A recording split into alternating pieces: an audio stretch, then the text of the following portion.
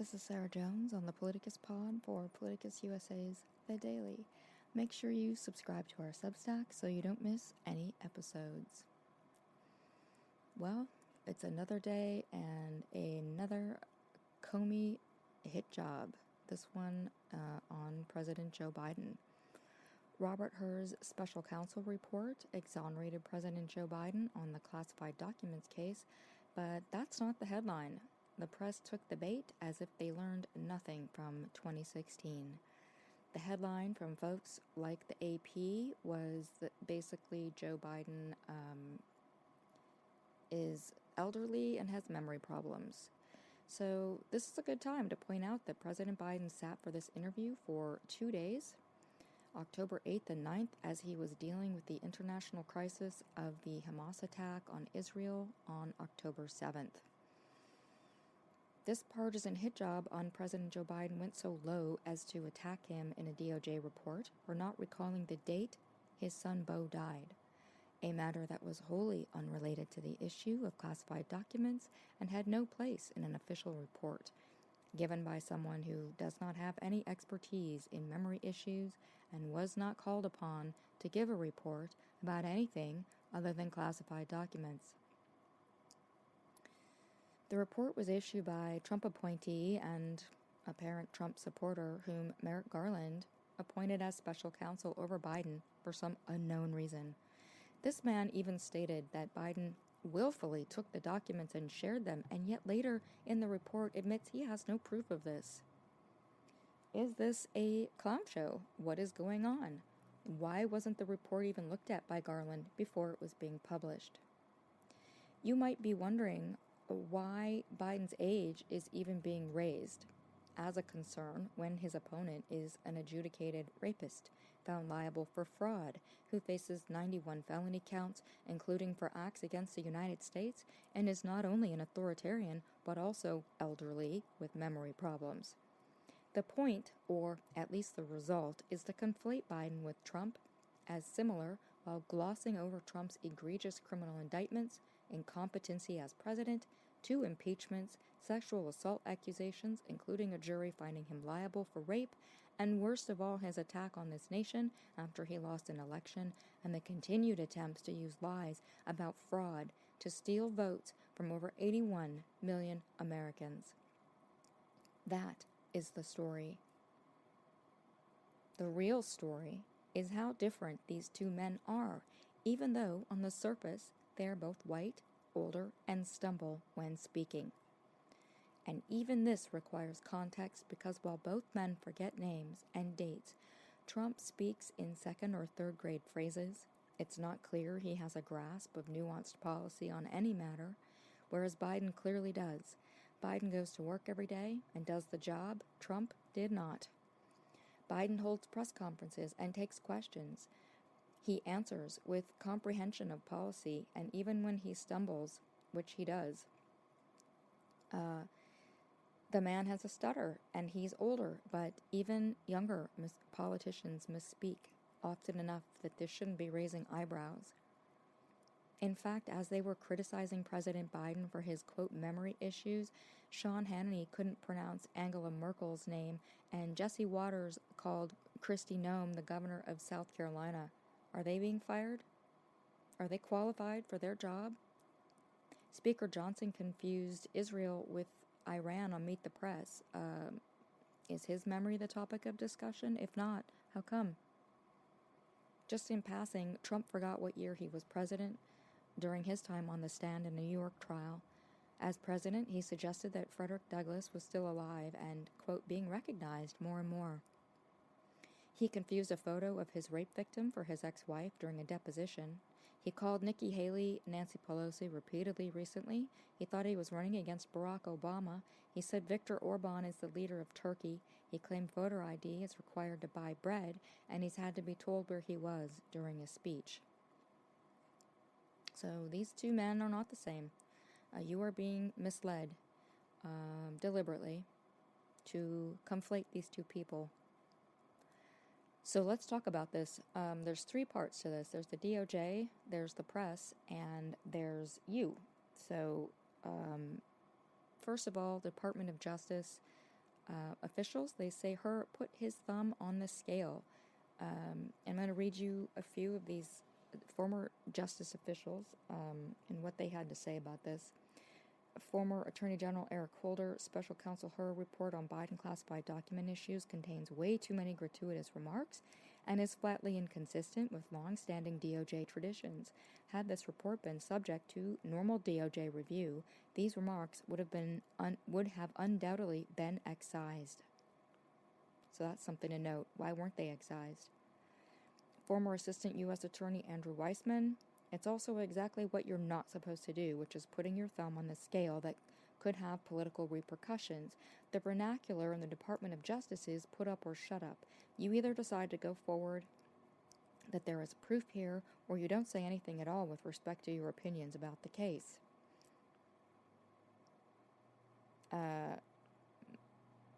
Former acting FBI attorney Andrew McCabe.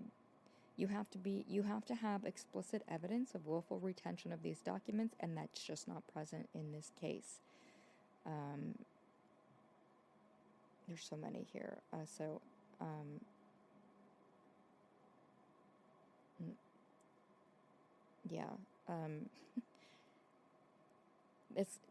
It's so bad that even Jeffrey Toobin is, saying it's outrageous that they put this stuff in the report. That had no place in it, he said. There's no reason this report had to be 300 pages. There's no reason why this fairly straightforward case had to be treated this way. I mean, this is just what James Comey did to Hillary Clinton. The job of prosecutors is to put up or shut up. If you don't have a case, if you have a case, bring your case. If you don't have a case, shut the hell up. Yeah, that's exactly where I'm at with this. Robert Hur should have shut up, but he did not. So he deliberately inserted this political propaganda into a report that Merrick Garland did not bother to remove these opinions from, and that's a question.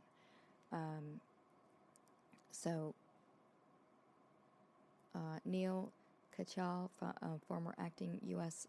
Solicitor General, said, "My first tour at the Justice Department, I wrote the special counsel regulations that give this special counsel, Robert Hur, his power. And at the end of it, we actually said there shouldn't be a public report in general, that there shouldn't be a kind of list of adjectives, to use Andrew's phrase, that would occur. And I'm not aware of anything like this in which you've got a special counsel going after the sitting president for being too old and having a faulty memory. That is, he's come up with a clever way to get those adjectives in there by saying, well, if I brought this case to trial, this is what I would face from a jury." We have to ask, why did Hur go beyond the point of this? The evidence does not establish that Mr. Biden's guilt beyond a reasonable doubt, period. End of quote. That's the end. That should have been the end. Instead, he began his op-ed into Biden's mental state and his memory in the future, something that has zero relevance to the issue, and read more like a Tumblr post to me of a kind of confused teenager in what can only be described as a political gift to Donald Trump. And if Garland did not review, or did review, and allowed this completely unsupported opinion to remain, even though he's well aware that Hur's bio was an advertisement of his potential political agenda, what's going on there? We have to, time to ask these questions. I've been asking them for a while, but I've gotten a lot of heat for it from people on the left. So I'm here to ask it now, though. Let's bring it up. Let's talk about this. So a commentator wrote me on Twitter, "I investigate and write reports like this special counsel report for a living. I have never once deviated from the essential facts and conclusions to answer the question I am to address. Is there sufficient evidence to ... And that's exactly it. Why are we even talking about any of this? Why did Merrick Garland let this happen? Why did he appoint yet another Trump appointee? This is the second Trump appointee the special counsel has appointed, that Garland has appointed as special counsel.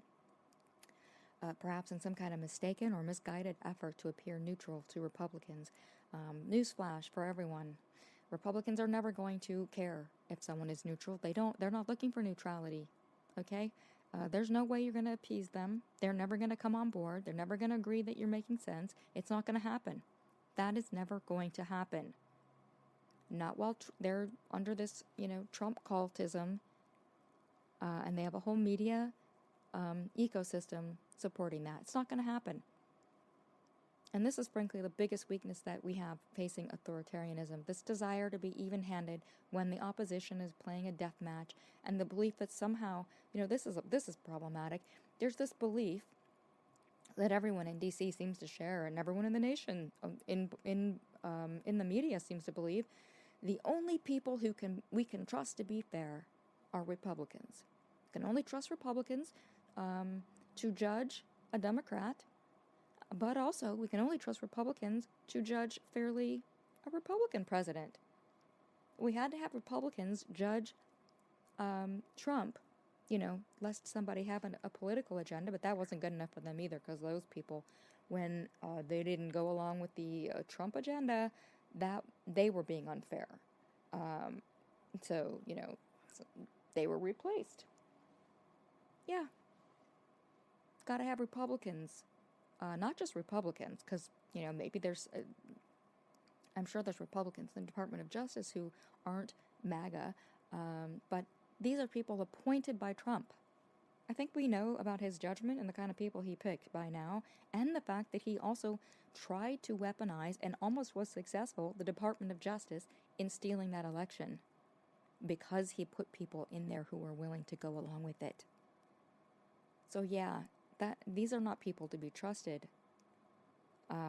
Where did this belief come from, and why is this so prevalent? Garland, he's a nonpartisan. He's highly ethical. He's an institutionalist. So I'm not trying to smear him. He would have made the perfect Supreme Court justice when President Obama nominated him. But he was obstructed for a year by Republican Senator Mitch McConnell. So that didn't happen, because Mitch McConnell said we can't do that in an election year. And then yet, in an election year under Trump, Mitch McConnell did exactly that. So, again, why are Republicans the only people we're supposed to trust to uphold impartiality when actually, in deed and in action, they have done the exact opposite?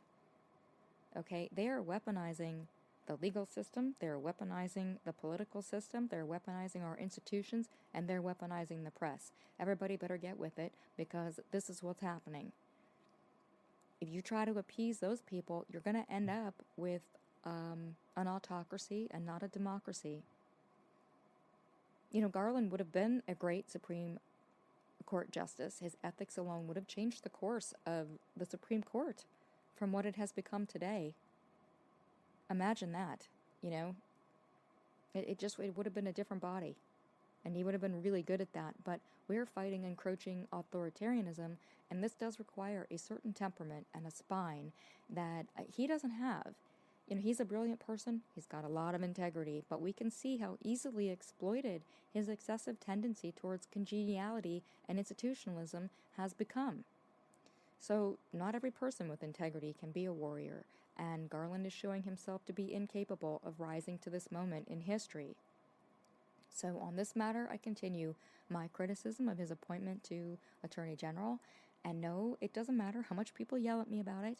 And for years, people on the left have accused me of not understanding that he's brilliant. He's got everything mapped out. I don't see the plan because I'm not him, but it's all going to happen. It's not happened. It hasn't happened. And what we do here, as a journalist, my job is to judge what people are doing, not what I want them to be doing, not what I hope they're doing, not what I want to have faith in what they're doing. What they show me is happening, and past. Sometimes you got to use context. So what's the history? What has this person done? This is the second time he's done this, and we could go into all the cases he didn't bring as well. So this is not a person who was the right person after the insurrection to right this ship. I think he's done a lot of great work. And again, like this is not a criticism of him as a person or his long, incredible resume. That he'd be great on the Supreme Court. Can we trade him? Can we trade him out for one of those 4 that need to go?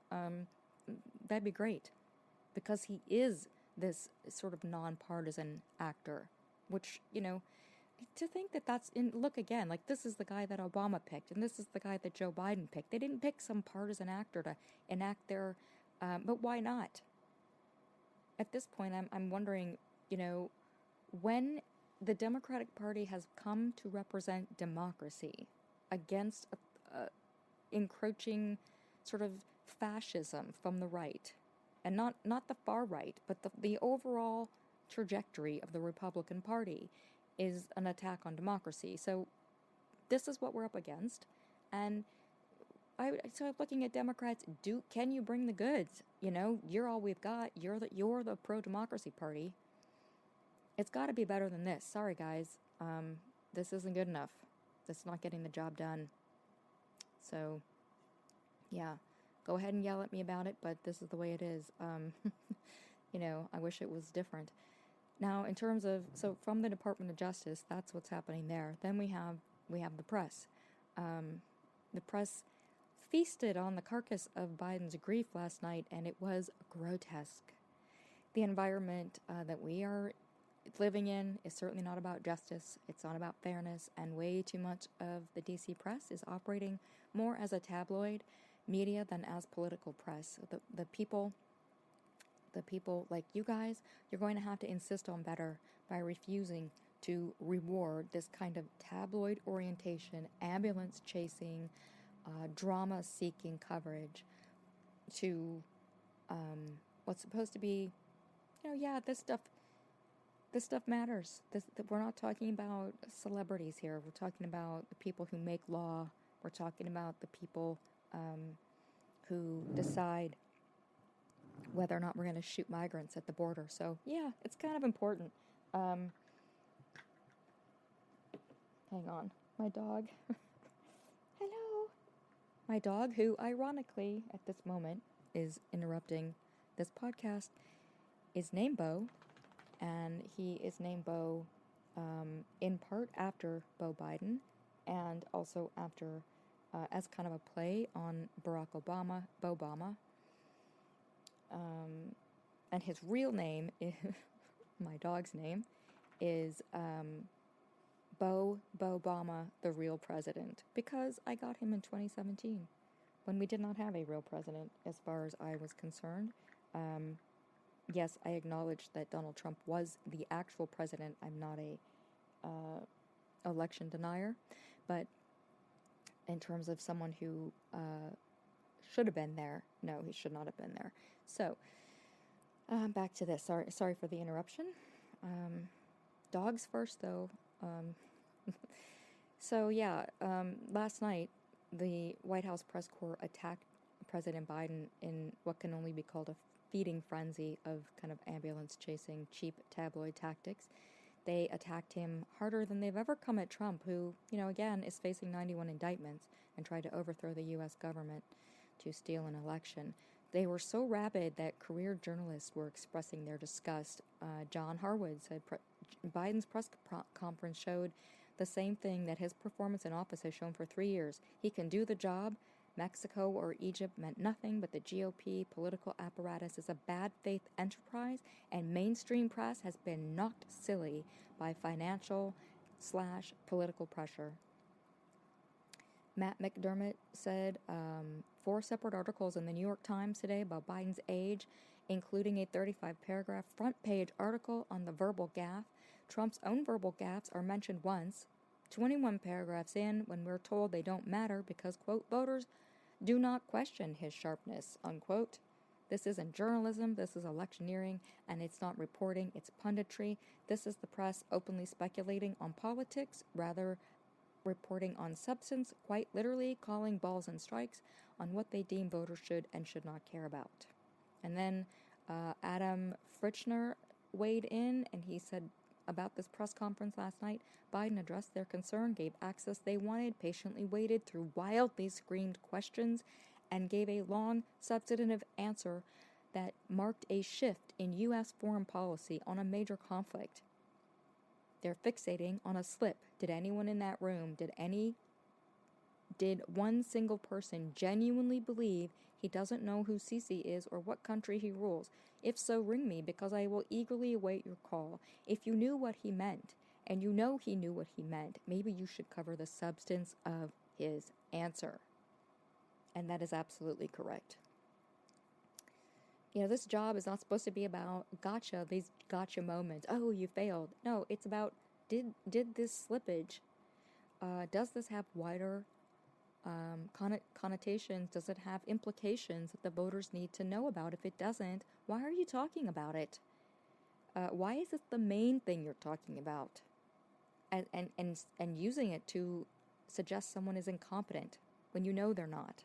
These people know that Joe Biden is not incompetent. They do know that. So why are they choosing to mislead you? I don't know. That's a question. That's a question I can't answer, but I can tell you how this should have been handled. The BBC, here was their headline.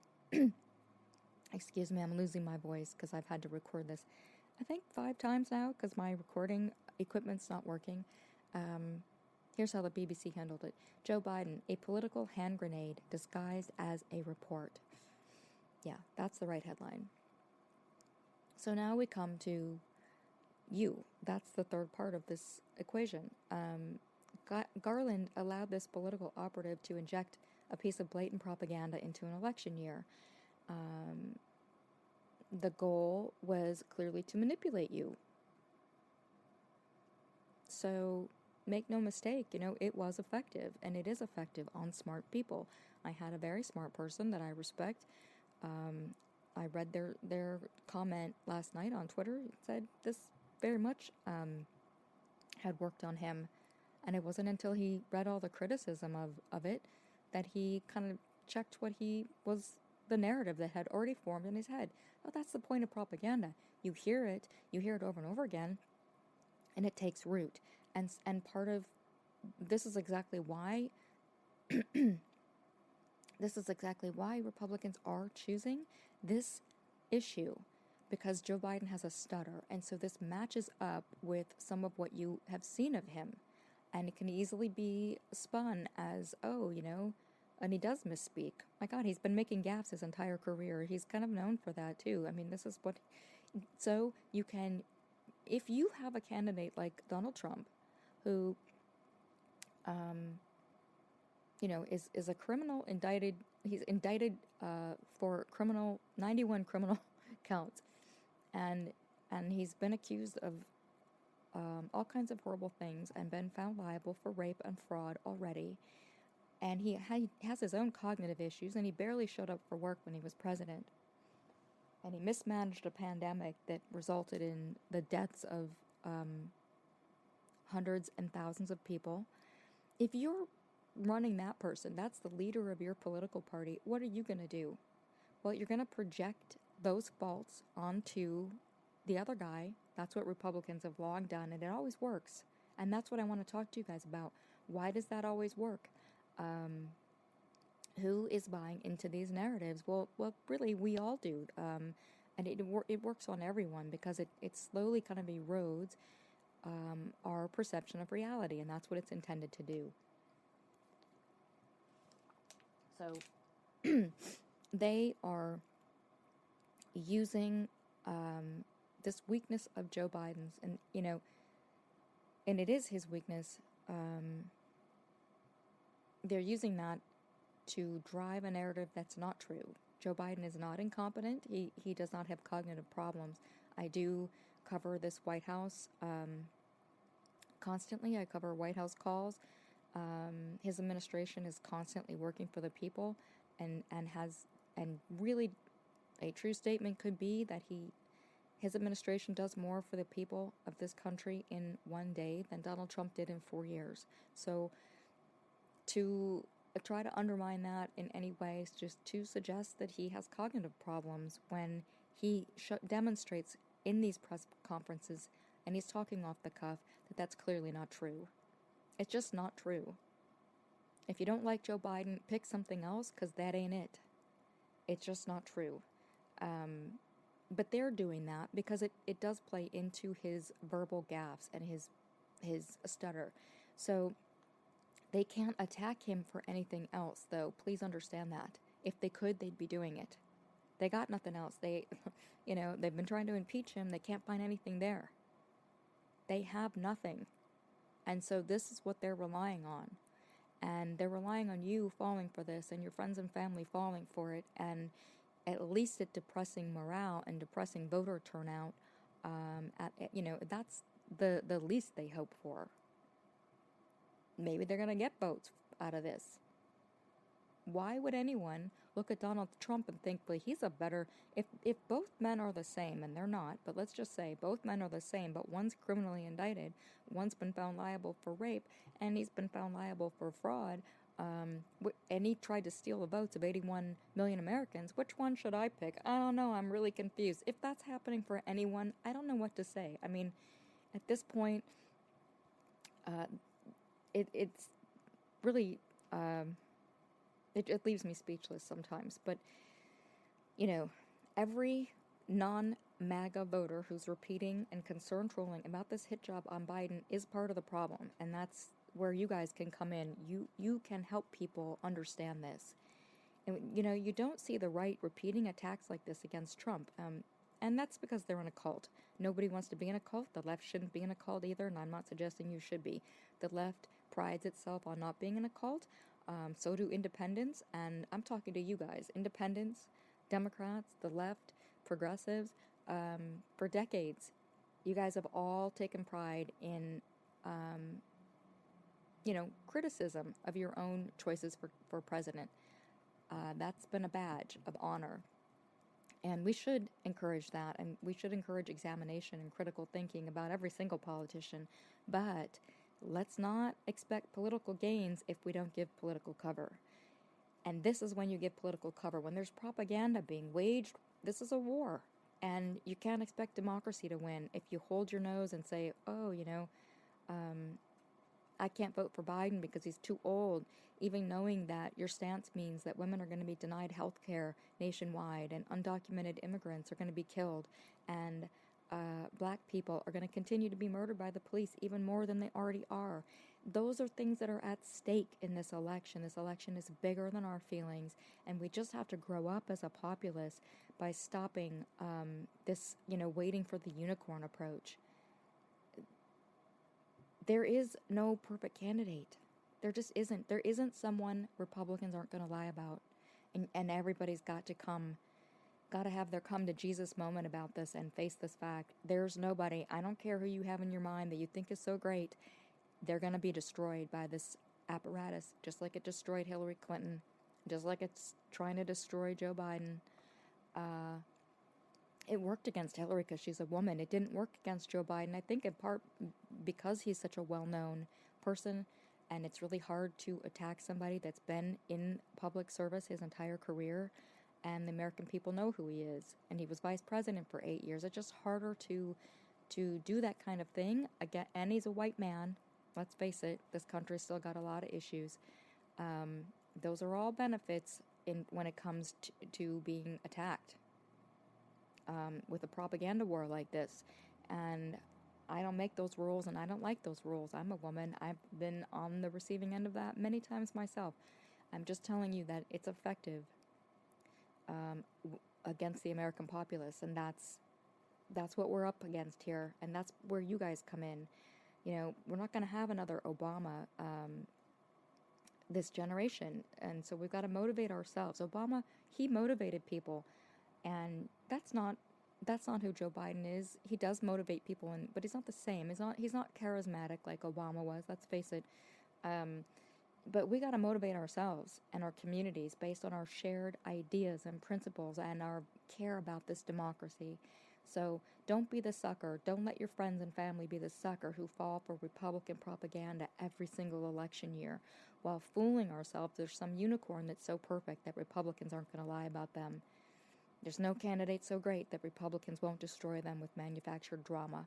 The one that people dream of, is unscathed of so far, only because they're not successfully running against Donald Trump. So tell your friends, your family, and your colleagues, wake up. Your country needs you. And if they have any doubts, show them this. This is John Harwood talking to Joe Biden at the White House 10 days before Hur did. And if you watch this video, ask your friends and family to watch this video and decide for themselves whether he is cognitively here.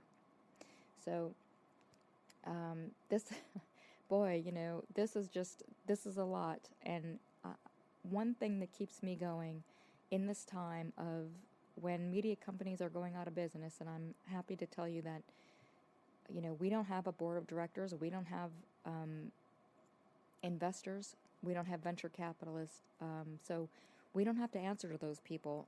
I don't have the financial constraints that some of these media companies do. I don't have to chase Donald Trump and try to elevate him to get clicks and get attention so that I can stay in business and prove my worth to venture capitalists who need me to make a profit. I don't need to make a profit. No media company is making a profit on news, and so this last month we've seen scores of media companies, political media companies, going out of business. And it's alarming. So at the same time that I want to hold the press accountable, we need the press. We need them to do a better job than they're doing.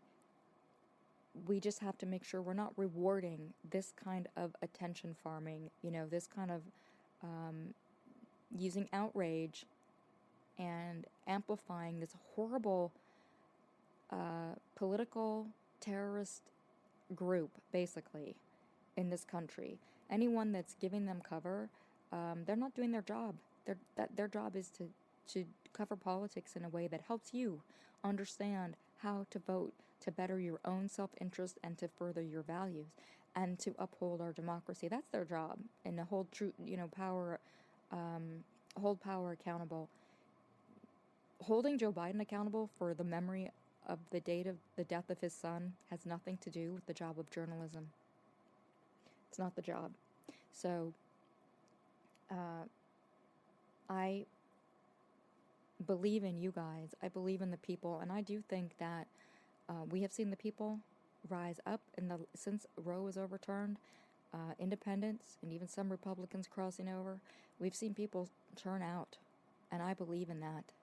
And so don't lose your hope. Don't lose faith. We can do this, and you have a part to play, and that's to make sure that the people around you don't get away with these false narratives. So don't hide from these conversations, in a way. And I only say that because, not to suggest that you are hiding from them, but a lot of people I know have given up on these conversations because they become so contentious. And what I'm trying to say is that it's time.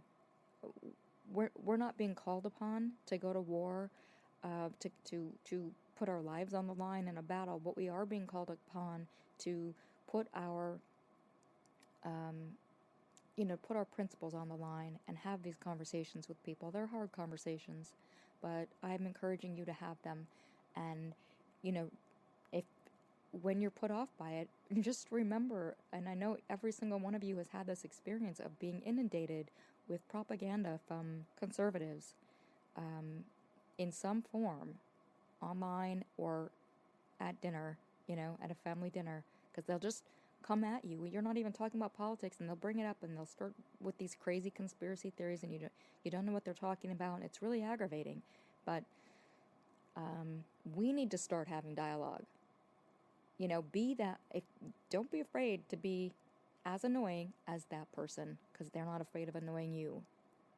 And right now, they're winning this conversation, so we've all got to get in there and have these talks.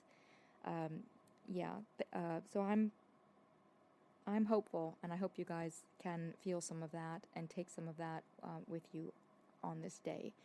This is Sarah Jones on the Politicus Pod for Politicus USA's The Daily. So don't forget, if you're tired of billionaires controlling the news, which they are, they're controlling the news that you read and the news that you see through social media. and you want to support independent news that puts the people first, please do subscribe to our Substack. Thank you so much, and I hope you guys have a great day.